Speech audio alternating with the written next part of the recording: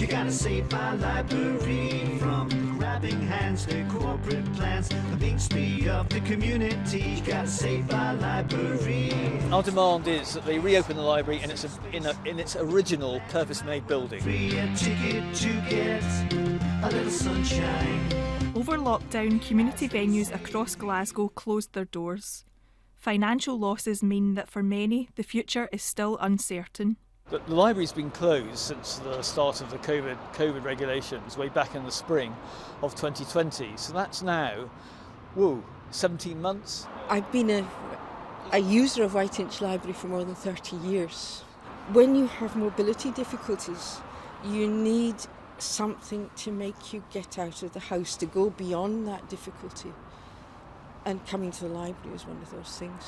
And now I can't do it, so it's a great loss. It really is. We have tried to speak to the council, so we've had MSPs write to them, we've had protests, we've done so many things, and yet they refuse to speak to us, consult with us and ask us about our needs.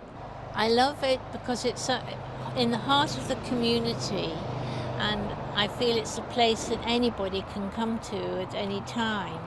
And the other thing is that for me, I can walk here with my dog Molly, and which is again extremely important, because otherwise I would have to try and cope with public transport, and that's really difficult for me. There was a suggestion made to move the library to Scotston Leisure Centre, which from the local point of view is entirely ridiculous. Why have they closed the two libraries in West Glasgow, in the biggest areas of multiple deprivation, according to the government figures, and kept the ones in the most affluent areas open? They really have to ask themselves these questions and about their prioritisation system.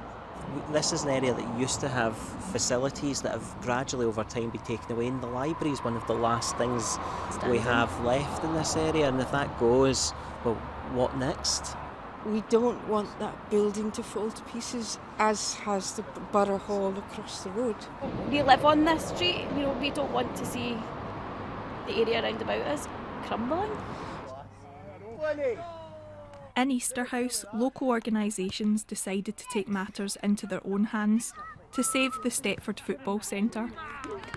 We went into an activation pilot with Glasgow Life, Easterhouse Academy and ourselves, and then we asked the council if we could take a full lease of the place, and they accepted, which was fantastic. Everybody's saying just go down and break in and use it, but we wanted to get the keys and do it right. We didn't want, in case anybody got hurted inside the park, we don't want to damage it, because this is the community's. It's a partnership project. It's about keeping the community facility open for the local community. It's about opening the centre for young people and adults to make sure they stay healthy and well, especially after COVID-19. So we want to get it up and running fully. We want to redevelop it, and yeah, it should be great for the future of Easterhouse. I actually work for the fair now. It's me actually runs Stepford. Here it's like being your best job in the world. It's like if you're not going to be a football player, you might as well run a football centre. We run it, and it's through the fair, and we just make sure all the teams are in. It's me that does all the bookings and that, and cut the grass and that. It's the best full-time job I've had. Yesterday morning there was 82 kids playing on this park for free, who would have, if the council would still be locked up with no goals, with nowhere to go.